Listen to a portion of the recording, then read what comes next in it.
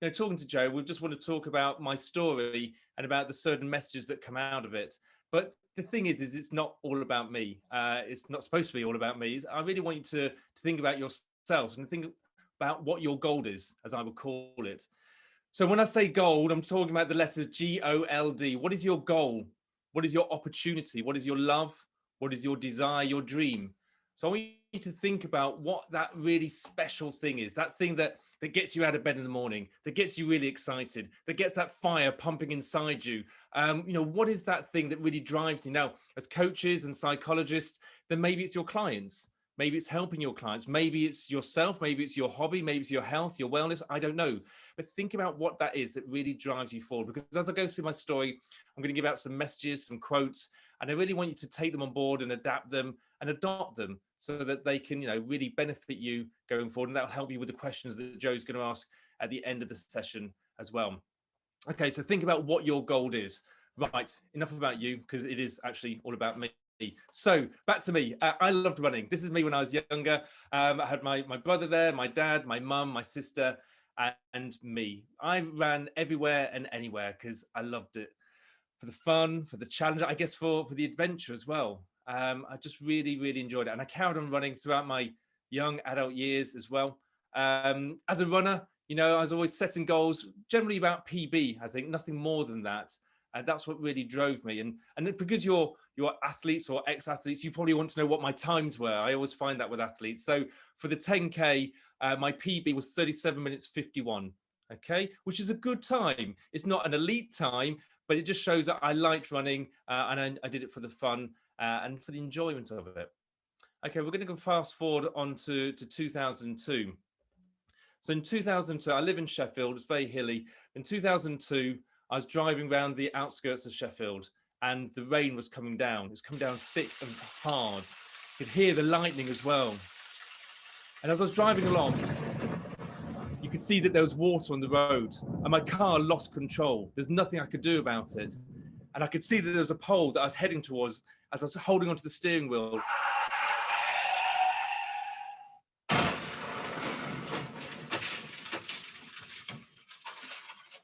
Now I got there, everybody came to save me. The police, the ambulance, the fire brigade, and they did everything that they could to cut the car apart and pull me out, along with my legs.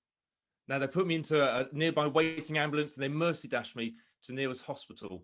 When I got there, the surgeon looked at me, looked at my legs and said, okay, Mr. Judge, we're going to see what we can do, but with the severity of your injuries, we may even have to amputate your right leg. These aren't words that I thought I'd hear that morning. I can remember looking into the surgeon's eyes and saying, please, just do the best that you can. And with that, they took me off into the operating theatre. And on that day, I realised that they lied to me, as I later found out, because it wasn't just my legs that they were trying to save. They're trying to save my life. I'd obviously lost a lot of blood. I'd been through a very traumatic car injury, and they didn't know whether I was going to come out of that operating theatre alive or dead. And that's the message that my mum received on that fateful night, not knowing that whether she'd see her younger son ever again. And worse than that, she then had to contact my brother and my sister based in London. Hearing that they might not see their younger brother ever again, they both burst into tears. It was a hard night for all of us, and the operation must have lasted about 8 hours, I think. And when I came round, I was feeling terrible. I remember just lying in bed, just looking up at the ceiling, just thinking, oh, I felt so static and so painful. And then I heard this voice calling my name. I recognized the voice, and it was my mum's voice. And as I sat up, I saw my mum. And as I scanned the room, I also saw my brother and my sister. They'd all driven overnight to be there, to be at my side when I needed them most. And it was around this time when the surgeon was doing his rounds, and he came over to my bed. He said, Mr. Judge, how are you feeling? And I said, I feel terrible, to be honest. He said, I just want to let you know that we did our best and we managed to save your legs. But again, Mr. Judge, with the severity of your injuries, you may never walk again. I think when somebody tells you information like that, it's like a fight or flight in a way, I guess. And for me, the flight could have been, I could have just rolled over in bed and given in and said, okay, I guess I'll never walk again. But the opposite to that was the anger that I felt. I just felt that, looking up at the surgeon, thinking, who are you? Who are you to tell me that I may never walk again? It really, really made me angry. And so as I go through this talk, I want to also think about the wave of resilience. And when I talk about the wave of resilience, it's very much about like the change curve. Let me just show you a little slide here. And when you have something like adversity, something that happens to you, it could be an injury, it could be an accident, it could be a pandemic, who knows? You start at the left-hand side, which is the shock and the denial. You know, I can't believe this is happening to me. Surely not. You then get dragged down with the anger about what's going on. You will be sharing, of course you will. You might be shouting, you might be sulking, you might be putting it on social media, but one way or another, you'll be sharing. For me, I was sharing by crying into my mum's arms every single day in hospital. After that, you hit rock bottom. And that's where I was now. Being told that I may never walk again, you know, living with the situation that I was in. Now, after this comes the good stuff, the acceptance of the situation, the action that you can take, and the moving forward. And that's what I needed to do. I needed to move forward with it all. But this was not going to be easy for me. So my surgeon had told me that I may never walk again.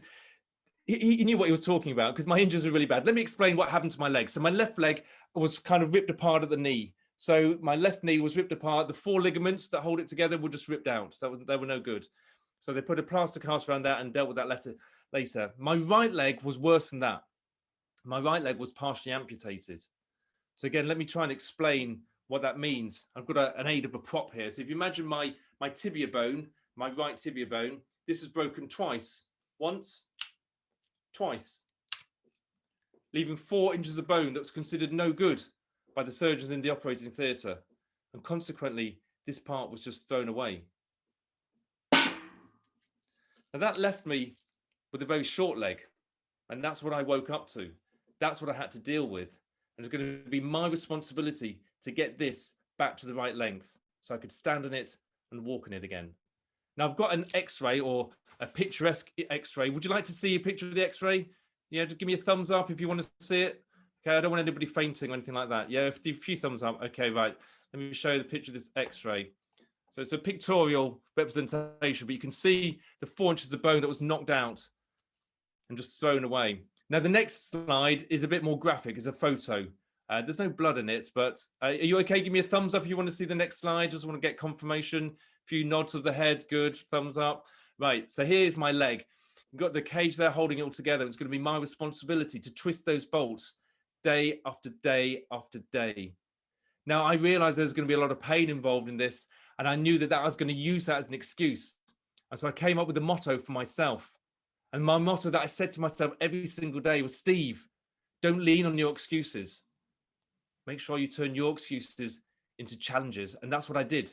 I set myself a challenge every single day, twisting those bolts day after day after day, slowly stretching the skin and the muscle and the ligaments and actually wrenching the bone apart to form a gap of 4 inches. Because that's what I had to do to achieve my goal, my gold as it was then. My goal, my opportunity, my love, my desire, my dream to stand again and to walk again. It's amazing what you can do when you need to. Now, as I did all of this, my ligaments got very tight, and there was a point when I couldn't get my legs straight. The surgeon said to me, Steve, if you can't get your legs straight, you will never walk. You'll walk with a limp for the rest of your life. It will also damage your hip, your knee, your backbone, everything. You need to get your legs straight. I said, I get it. I need to get my legs straight. How do I get my legs straight? They said, more physio. I said, okay, more physio. It's always a physio, isn't it? So I said, okay, no problem. Now, as an engineer, because I used to work down the coal pits of Yorkshire, the first thing I did was I needed some benchmark. So I bought a protractor and I modified it so I could measure my leg so I could see what degree it was. And then I did some physio. The physio that I did was really hard work. Getting on the floor, pushing down on my leg as hard as I could. I had tears literally rolling down my cheek, gritting my teeth. I went to the dentist once, making sure that my teeth were okay because I was clenching down on them so much. I'd always make a score as well. Do a degree measurement before the physio and after the physio. And I could slowly see that the results were going up and up and up. This is right. They were all going in the right direction. So that was perfect. So the thing is, I kept on going, but also I realized that they weren't quite straight enough. My leg still wasn't straight. I was getting impatient. This has been months now. And so I had an ingenious idea. I knew what I had to do. I do my physio 3 times a day, as the physio told me, in the morning, at lunchtime, and in the evening. And that was painful enough. But to get the result that I needed, my ingenious idea was to double that 6 times a day. I'm in for this. I wasn't going to lean on my excuses, so I pushed it. I did it 6 times a day. And on that first day, it was so traumatic, so pain-wrenching. And that night was a nightmare. Because of the muscle spasms, I got no sleep. But the next day, I was completely exhausted. Again, the day after that, the night after that, I had muscle spasms again. And the day after that, I was still exhausted. I couldn't do any physio. I'd pushed it too hard. And because of that, my results went down and down and down. My leg got more and more bent. Talk about being at rock bottom. I couldn't stop crying. I'd had enough of this. It was about a year anniversary after when the accident happened. Eventually, I had to go and ask for help. I asked for help from the surgeon. They took me into the operating theatre and they did another operation on me. This time, they gave me another cage, a double cage. This is a nightmare. And this is what I came back from the hospital with. Now it was my responsibility to twist the bolts on that cage, on the double cage, day after day after day, slowly getting my leg straighter and straighter and straighter. But that's what I had to do, again, to achieve my goal. Now I'm going to fast forward through the next period, the next 3 years of rehabilitation, because all the work that I did work. My bone did grow back by 4 inches. So I'd literally grown my leg back. The cage was released. I was able to stand again and walk again, which is amazing. But then I wanted to make sure that the accident hadn't had a detrimental effect on my life. As I was thinking about what more I could do, what more I could do, what more I could do. I couldn't run anymore, but I could swim. So I swam. Eventually, I got onto a bike and started cycling. This is amazing. Somebody said to me, Steve, you're always setting goals and working towards them. What's next? I scanned Google and I found this thing called a triathlon. And I thought, well, I can't run, but maybe I could run around the run bit, walk around the run bit. But I scanned down and there's this thing called a power triathlon. I thought, wow, maybe with my injuries, because let me explain, my injuries were still really bad. My left leg, I had a drop foot now. I have lack of movement. I have pain, lack of feeling. My right leg, much as it's the right length, I've got lack of movement. It's pretty solid. I have a lot of pain in my ankle. Again, lack of movement, lack of calf muscle. So I thought with my disabilities, I wonder if I am actually disabled. And I went down for an assessment and they asked me lots of questions. They did lots of assessments on me. And at the end of it, they said, Mr. Judge, you are disabled. And I'm like, yes, this is great. Because now I could compete as a disabled athlete. Now I couldn't lean on any excuses. And they said, Mr. Judge, can you run? And I said, not yet. But now I had a goal. I hadn't run for 7.5 years. Running had been stolen from me. And I remember going off on my first run. My brain knew what to do, but my legs couldn't quite keep up. But I remember looking down at my legs and thinking, I'm running again. This is amazing. Then the day after that, I couldn't run because I was in so much pain. So I thought about what I could do rather than what I couldn't do. And so I swam.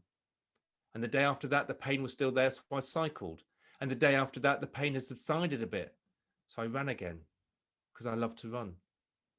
And this is my montage, my training montage, which took me all the way up to the first power triathlon.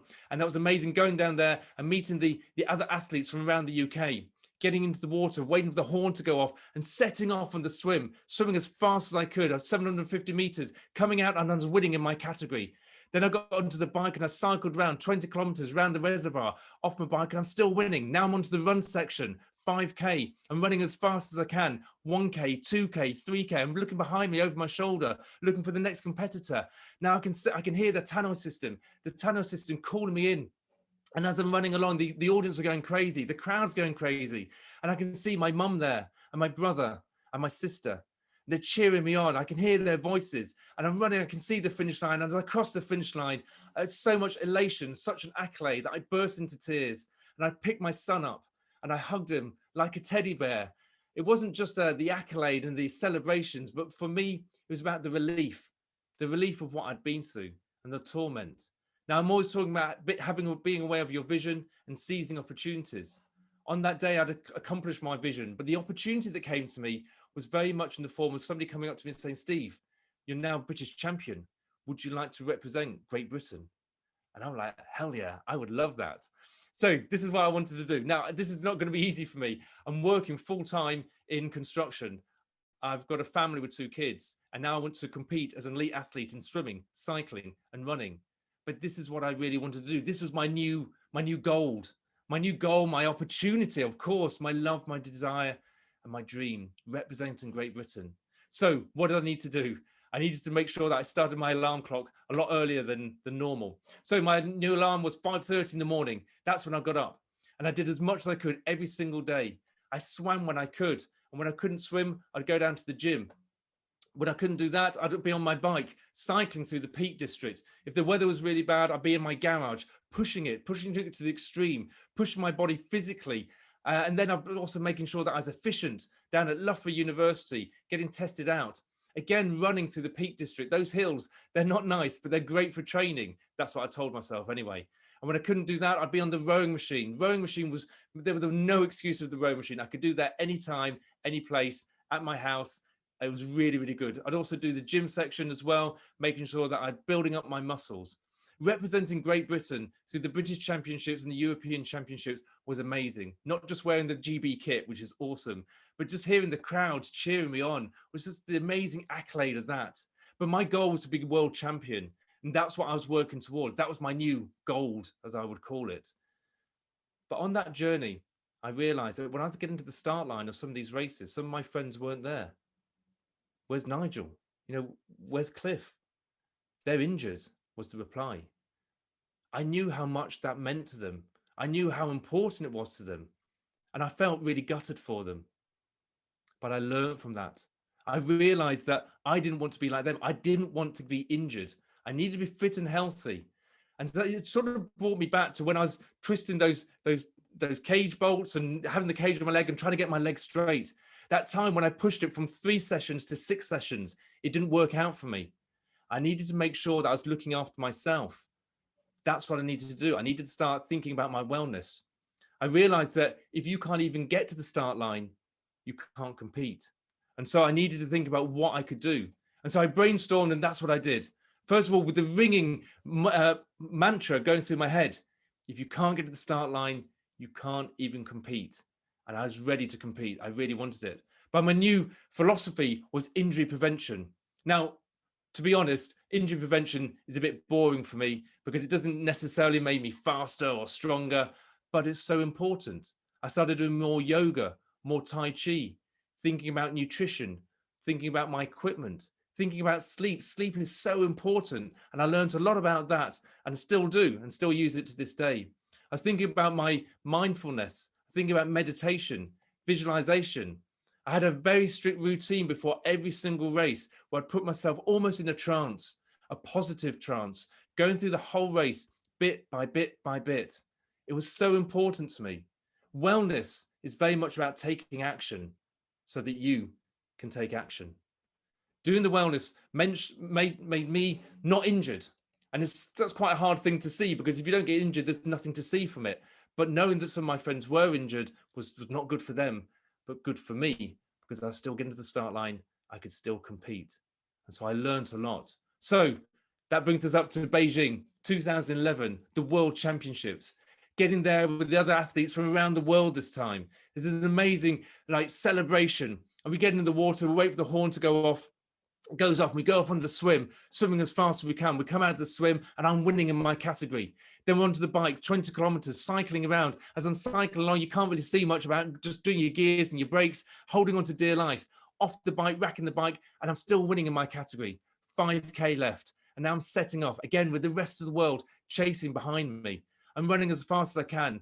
5K, 4K, 3K, 2K, looking over my shoulder, the French athlete, the American athlete, all chasing me down. And I come around the final corner. I can hear the tannoy system. The crowd are going wild. And I see the finish line, my goal that I'm working towards. I sprint as fast as I can to cross the finish line with my arms up in the air as I achieved the gold medal. I achieved what I really set out to do. That thing that I really wanted, that thing that I was getting out of bed, the excitement, everything. And that's what made me so happy. But it was more than that. It was the relief that I'd put to bed all those haunts that had haunted me throughout my journey. And I knew that I could do it. But like I said, it's not all about me. It's about you. I want you to think about what your goal is. What is that thing that you really want? Your goal, your opportunity, your love, your desire, your dream. But I want you to think about what you're doing to get to that goal. Now, on your journey, there's going to be times when you feel like you failed.